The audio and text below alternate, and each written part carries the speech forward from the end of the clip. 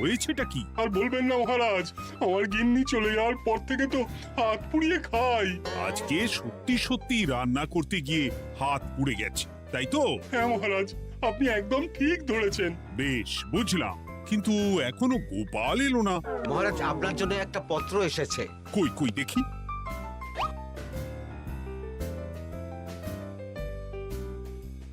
ঠিক আছে, তুমি এখন এসো। কিসের পত্র মহারাজ? দাঁড়াও, আগে গোপাল আসুক, তারপর বলছি। এই তো চলে এসেছি মহারাজ। দেখুন, আজকেও দেরি। আপনি কিছু গোপালকে বলেন না বলে লাই পেয়ে পেয়ে গোপাল আপনার মাথার উপরে উঠে গেছে। আমার নাম কি চুল নাকি যে মাথার উপরে উঠবো? আপনিও পারেন বটে। আমার নিজেরটাকেই চুল নেই। বাদ দাও, শোনো, আমি একটা নিমন্ত্রণ পত্র পেয়েছি। পাহাড়পুর রাজ্যের জমিদার বল্লভ নারায়ণ আমাকে নিমন্ত্রণ করেছেন। এ তো বেশ সুসংবাদ মহারাজ। পাহাড়পুর অপূর্ব সুন্দর রাজ্য, আপনি ঘুরে আসুন মহারাজ। না না না না না, আমি একা যাব না, তোমাকেও যে যেতে হবে। আজ বিকেলেই বেরোবো, তুমি জামা কাপড় গুছিয়ে রেখো। এ আমার পরম সৌভাগ্য মহারাজ। এ কি মহারাজ, গোপাল কেন যাবে? আমি কি দোষ করেছি? আমাকেও নিয়ে চলুন। না না না, তুমি রাজ্যের মন্ত্রী, আমি বেশ কিছুদিন থাকবো না, তাই রাজ্যটা তোমাকেই সামলাতে হবে। আচ্ছা আচ্ছা, আপনি তো রানীমাকেও নিয়ে যেতে পারতেন। আমি কোথায় কাকে নিয়ে যাব সেটা আমার একান্তই ব্যক্তিগত ব্যাপার। তুমি বেশি বোঝাতে এসো না মন্ত্রী। বেশ।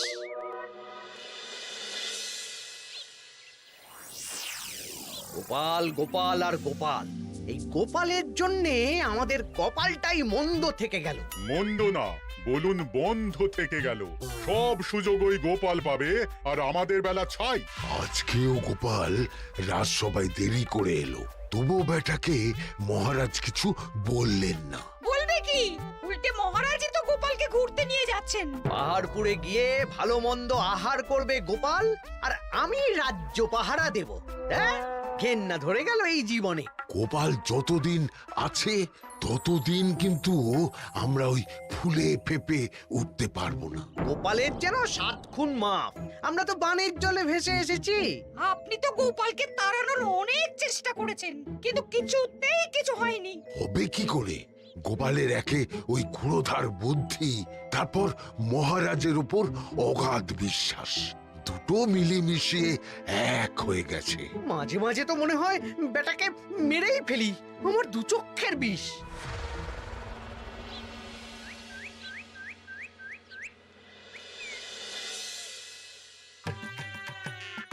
বলছি গিন্নি, কি এত তুমি পোটলায় বাঁধছো বলো তো? এত দূরের রাস্তা, তাই শুকনো খাবার ভালো করে বেঁধে দিচ্ছি। হ্যাঁ, তা কি কি দিয়েছো শুনি? ভিজে চিড়ে দিয়েছি, মুড়ি, নারকোল কুচো, চিনি দিয়েছি। হ্যাঁ, ব্যাস, আর কিচ্ছু দিতে হবে না। আমার সাথে তো মহারাজও যাচ্ছেন। আমি একটু বেশি করে দিয়েছি গো। দূর, সে কথা বলিনি। মহারাজ যাচ্ছেন তো, তাই মহারাজও নিশ্চয়ই রাজবাড়ি থেকে ভালো মন্দ খাবার নিয়ে আসবেন। যে যার নিজের তালে থাকে। কি আর করবো গিন্নি, উদরকে আদর করে যা সুখ, তার অন্য কিছুতে নেই। বেশ বেশ, সাবধানে যেও। হ্যাঁ, তুমিও সাবধানে থেকো কিন্তু। আর নাতনি নাতনিগুলো এলে তাদের জানিয়ে দিও যে দাদু বেশ কিছুদিন থাকবে না। ঠিক আছে গো, ঠিক আছে। সাবধানে যাবেন মহারাজ।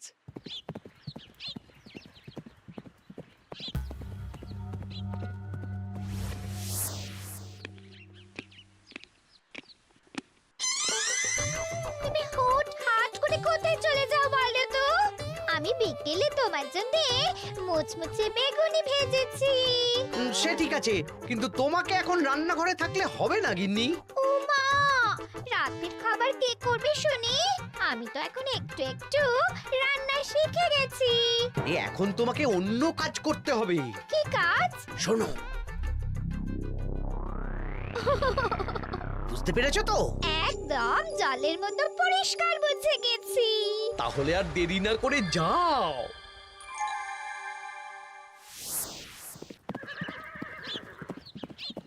মহারাজ একটা কথা বলতে পারি? বলো গোপাল। আমরা পাহাড়পুর জমিদার বাড়িতে যাচ্ছি কেন? তুমি তো জানো আমাদের সেনাপতি এখন একা একাই নিজের সংসার সামলায়। হ্যাঁ, ওই ঘটনার পর থেকে তো সেনাপতির জন্য ভালো পাত্রীও পাওয়া যায়নি। পাহাড়পুরের জমিদার বল্লভ নারায়ণের একমাত্র কন্যা এখন বিবাহযোগ্যা, তাই আমি আর তুমি দেখতে যাচ্ছি। সেনাপতিকেও সাথে নিয়ে গেলে হতো। না, আগে আমরা যাব, মেয়েটা কেমন সেটা বিচার বিবেচনা করে ফিরে আসবো। তারপর যদি সেনাপতি রাজি হয় তখন আমরা বাকি ব্যবস্থার দিকে এগোবো, তাই তো? একদম তাই। আর তোমার চেয়ে ভালো মানুষ চেনার ক্ষমতা আমার জানা আর কেউ নেই, সেই জন্যই তো তোমাকে নিয়ে এলাম। এ আমার পরম সৌভাগ্য মহারাজ।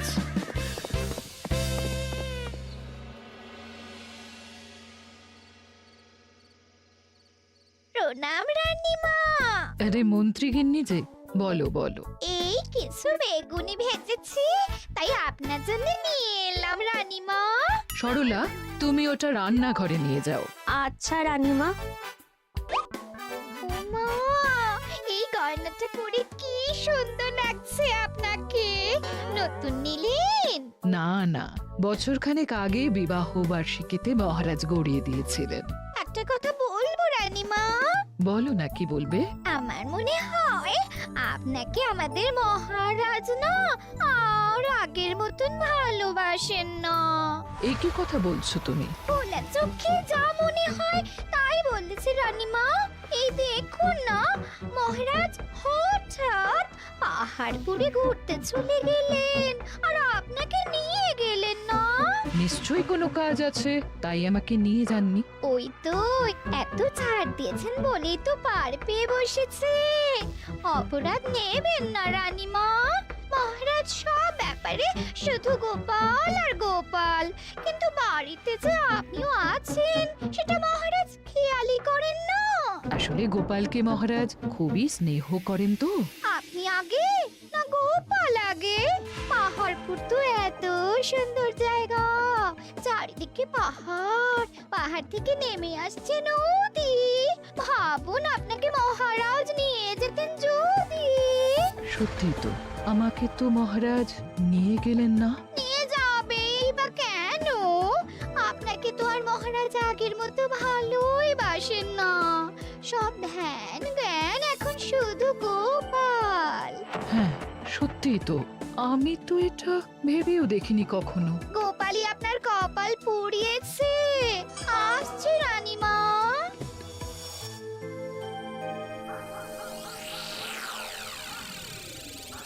কি গো গিন্নি, আমি যেমন যেমন বলেছি তুমি তেমন তেমন রানীমাকে বুঝিয়েছো তো? হ্যাঁ হ্যাঁ, আমি একেবারে এমন ভাবে কানে পুষ্পন্ত ঢেলেছি, রানীমার কান মাথা সব সব ভরে গেছে। এবার শুধু মাঝে মাঝে ইন্ধন জুগিয়ে যেতে হবে, বুঝলে? তারপরে তোমার পথের কাঁটা ফাঁকা হয়ে যাবে। আর একবার গোপাল সরে গেলেই আর কোনো চিন্তা নেই। দু হাত ভরে রোজগার করবে গো।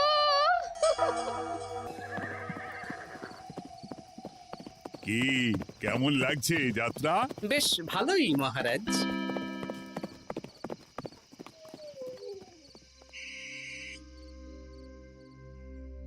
রানীমা, খাবার কি আমি এই ঘরে নিয়ে আসবো?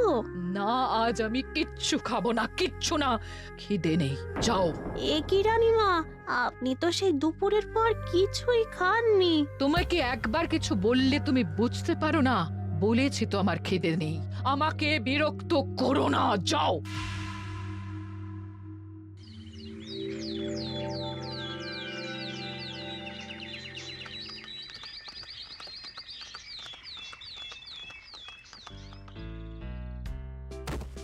আসুন মহারাজ কৃষ্ণচন্দ্র, আসুন আসুন আসুন। কি সুন্দর জায়গাই পাহাড়পুর, মনে হচ্ছে বেশ কিছুদিন থেকে যাই। তা থেকে যান না। এখন যে কাজে এসেছি সেটা আগে করে নি, তারপর যদি সব ঠিকঠাক তখন তো আবার আসতে হবে। তাও ঠিক। এই বিমলা মা, এদিকে আয়। এই নিন কমলা লেবু শরবত। বেশ সুন্দরী দেখতে মহারাজ। নিজের মেয়ে বলে বলছি না, বিমলা সব কাজ নিজের হাতে করে। বাড়িতে পাঁচটা দাসী আছে, তাদের কাজই করতে দেয় না। বাহ বাহ বাহ, ভালোই তো। আপনার মেয়েকে তো বেশ লক্ষ্মীমন্ত দেখতে।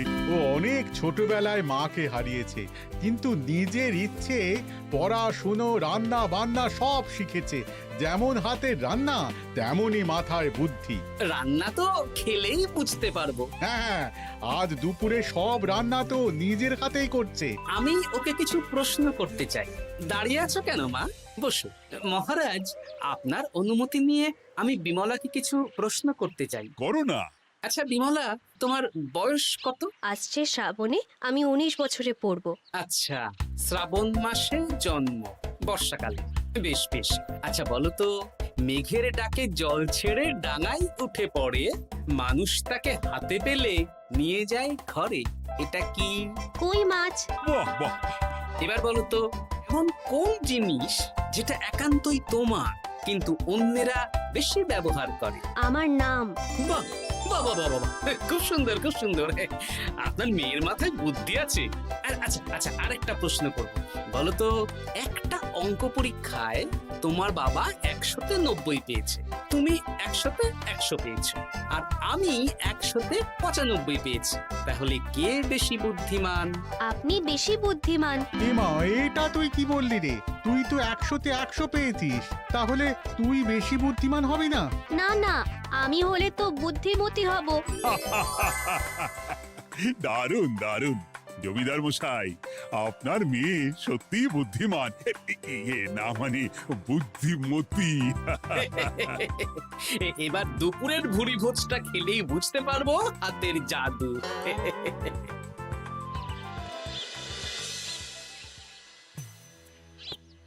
রানীমা, বেলা হয়ে গেছে, এভাবে না খেয়ে থাকবেন না, আপনার শরীর খারাপ করবে। তোমাদের মহারাজ আসুক, তারপরে খাবো।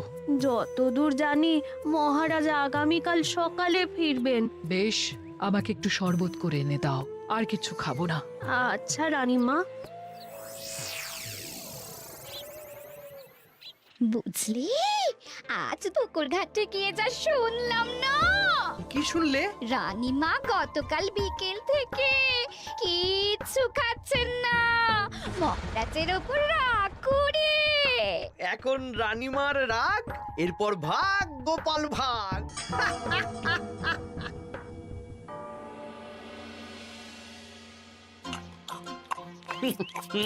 সত্যি বিমলা, তোমার হাতের রান্নার কোনো তুলনা নেই মা। আমাদের সেনাপতি তাহলে আর হাত পুড়িয়ে রান্না করবে না বলছো? সে যদি কর্তাগিন্নিতে রাগারাগি হয় তখন। মা আমার লজ্জা পেয়েছে। তা আপনাদের কোনো আপত্তি নেই তো? কি যে বলেন, আপনার রাজ্যের সেনাপতি বলে কথা। বলছি, বিমলাকে তো আমাদের সেনাপতি দেখলো না, তাহলে? বিমলার একটা তৈলচিত্র আছে, আমি আপনাকে বরং সেটা দেব, আপনি ওনাকে গিয়ে দেখাবেন। সেই ভালো হবে, আমাদের খুব পছন্দ হয়েছে। তাহলে সেনাপতি রাজি হলে আমরা বিবাহের তারিখ চিঠিতে জানিয়ে দেব। আচ্ছা মহারাজ।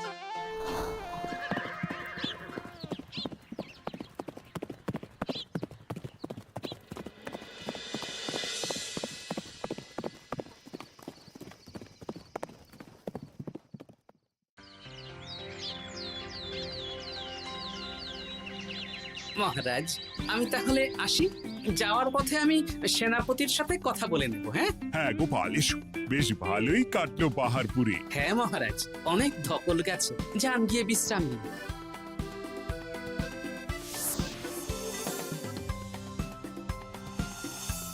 কি সেনাপতি, পছন্দ তো? হ্যাঁ, খুব পছন্দ হয়েছে গোপাল। তোমার চোখ তো দেখছি একেবারে জহুরের চোখ।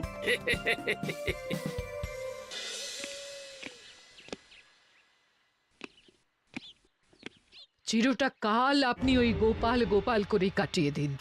কি হলো? রানীমা গত পরশু থেকে কিচ্ছু খাননি, গতকাল একটু শরবত খেয়েছেন শুধু। কেন, কি হয়েছে? দেখুন মহারাজ, সহ্যের একটা সীমা আছে। আরে, আমার তো কিছুই মাথায় ঢুকছে না। মাথায় শুধু গোপাল থাকলে আমার কথা ঢুকবে কি করে মহারাজ? আপনি আমাকে আর আগের মতো ভালোবাসেন না মহারাজ। এসব কি বলছো রানী? ঠিকই বলছি, আপনি খেয়ালই করেননি যে আমি গলায় আপনার পছন্দের পান্নার হার পরেছি মহারাজ? আরে আমাকে বলার সুযোগ দেবে তো। দেখুন, আপনি পাহাড়পুরে ঘুরতে গেলেন, গোপালকে নিয়ে গেলেন। আমারও মনে হয় কোথাও ঘুরতে যাই মহারাজ। আরে গোপালকে নিয়ে যাওয়ার প্রয়োজন ছিল, তাই নিয়ে গেছি। গোপাল তো আপনার প্রিয়জন, তাই ওকেই আপনার প্রয়োজন। আমি তো কেউ না। দেখো, গোপাল আমার সব বিপদে আপদে পাশে থাকে, তাই ওকে ভরসা করি, সেটা তো তুমি খুব ভালো করে জানো। আজকের পরে হয় গোপাল থাকবে, না হলে আমি থাকবো। না না না, এ হতে পারে না। গোপালকে আমি সরাতে পারবো না, আর কাউকে সরানোর জন্য কোনো কারণ তো চাই। আর কারণ যদি আমি দিয়ে দিই? কি কারণ? আপনি গোপালকে বলবেন আমার সাথে আপনার ঝগড়া হয়েছে। বেশ, তাতে কি? আপনি গোপালকে বলবেন ও যেন আমাকে বলে আপনার কাছে ক্ষমা চাওয়ার জন্য, আর আমি ক্ষমা চাইবো না। ব্যাস, আপনি এই সামান্য কাজটা গোপালকে করতে না পারার জন্য ওকে তাড়িয়ে দেবেন, ওকে মাত্র 7 দিন সময় দেবেন। ব্যাস। ঠিক আছে, আমি এক্ষুনি গোপালকে ডেকে পাঠাচ্ছি। দেখো গোপাল, এখন যদি রানী আমার কাছে ক্ষমা না চায়, তাহলে কিন্তু আমি বাধ্য হব তোমাকে রাজসভা থেকে তাড়িয়ে দিতে। আচ্ছা মহারাজ, বুঝেছি। রানীমা আপনার কাছে ক্ষমা চাইবেন, কিন্তু তার জন্য আপনাকে আমার কথা মতো কিছু কাজ করতে হবে মহারাজ। কি কাজ বলো? বুঝেছেন? হ্যাঁ। না গোপাল, আমি মহারাজের কাছে ক্ষমা চাইতে পারবো না। দেখুন রানীমা, আমার মনে হয় আপনার ক্ষমা চাওয়াই উচিত। পুরুষ মানুষের মন বলে কথা, যদি বেশি দিন আপনি মহারাজের সাথে এরকম তিক্ত সম্পর্ক রাখেন, তাহলে কিন্তু মহারাজের মন অন্যদিকেও চলে যেতে পারে। এমনিতেও কি গোপাল? কিছু না রানীমা, শুধু এটুকু জেনে রাখুন, রাজবাড়ির মাঠে বাঁশ বাঁধা হবে। মানে কেন?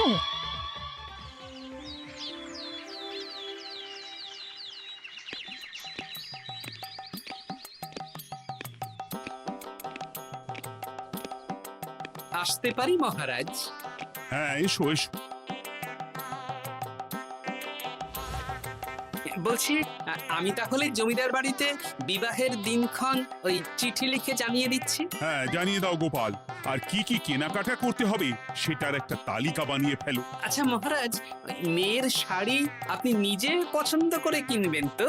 হ্যাঁ, ওই শাড়িওয়ালাকে আজকে দুপুরেই আসতে বলো। আচ্ছা মহারাজ। বিয়ের শাড়ি, কেনাকাটা, এসব কি মহারাজ? সেসব বলা যাবে না রানী, সময় হলে জানতেই পারবে। তবে বিমলাকে অপরূপ সুন্দরী দেখতে, এটুকু বলতে পারি। দেখুন তো মহারাজ, ওই টোপরটা ঠিক আছে কিনা? একদম ঠিক আছে, খুব সুন্দর। শাড়িওয়ালা এক্ষুনি আসছে। আসছি মহারাজ। এসো এসো। তার জন্য শাড়ি লাগবে মহারাজ? রানীমার জন্য? না না, বিমলার জন্য। বিমলাকে? এক অপরূপা তরুণী, বুদ্ধিমতীও আছে, ধীর স্থির, ঝগড়া করে না। বেশ, অনেক হয়েছে মহারাজ। দোহাই আপনার, আপনি দ্বিতীয় বিয়ে করবেন না। আমি ক্ষমা চাইছি। কি বলছো রানী? আমি বুঝতে পেরেছি, আমি আপনাকে গোপালের নামে 2-4 কথা শুনিয়েছি বলে আপনি বিয়ে করতে চলেছেন। আমি আর রাগারাগি করব না, আমাকে ক্ষমা করুন। ব্যাস, রানীমা ক্ষমা চেয়ে নিয়েছেন, মানে আমার চাকরিটা থাকছে। হ্যাঁ গোপাল, হ্যাঁ, দোহাই তোমার, মহারাজকে বিপথে চালিত করো না। আরে দূর, আমি বিয়ে করছি নাকি? বিয়ে তো হবে সেনাপতির। ওর জন্যই তো পাত্রী দেখতে পাহাড়পুরে গেছিলাম, গোপাল আর আমি। তার মানে মন্ত্রীর বউ আমাকে ভুল বোঝালো? আবার মন্ত্রীর কোনো ষড়যন্ত্র হবে, ওকে না নিয়ে গিয়ে গোপালকে নিয়ে গেলাম বলে। সেনাপতির বিয়ের আগেই আপনি মন্ত্রী মশাইকে ধোলাইটা দিয়ে দিন। ঠিক বলেছ রানী, তুমি বরং শাড়ি পছন্দ করো, আর আমি চললাম মন্ত্রীকে ধোলাই দিতে।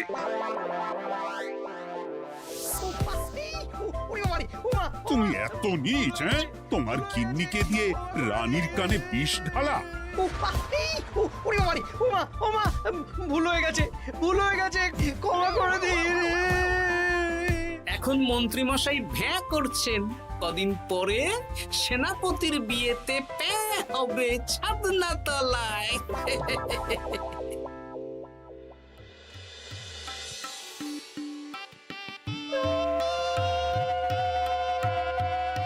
এবার মালা বদল হবে। এবার বুঝবে মালার কি জ্বালা। কি বললে? হ্যাঁ?